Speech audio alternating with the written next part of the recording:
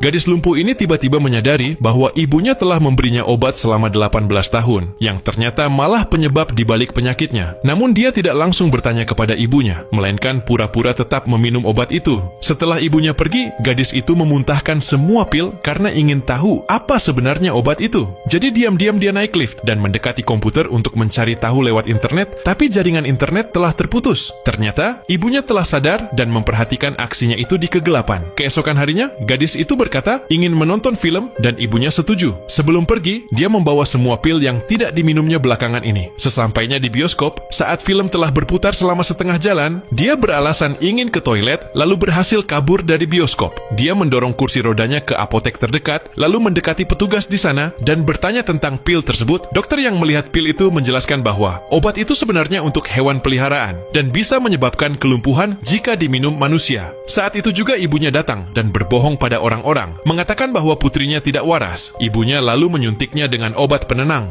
Gadis itu pun pusing dan jatuh pingsan dalam pelukan ibunya. Ketika sadar, dia sudah berada di kamarnya. Dia mencoba keluar, tapi gagang pintu tak bisa diputar. Dia berteriak, namun tak ada jawaban. Ternyata pintu itu sudah dibarikade. Jadi gadis itu membuka jendela atap dan melihat ruangan sebelah. Cepat-cepat dia menyusun rencana. Dia mengambil kabel dan menyambungnya dengan stop kontak agar cukup panjang. Dia menahan air di mulutnya, lalu memanjat ke atap sambil membawa kabel itu. Tak lama, dia sampai di luar jendela kamar ibunya. Tapi jendela itu juga terkunci. Dia memakai penalas untuk memecahkan kaca, lalu menyemprotkan air ke situ.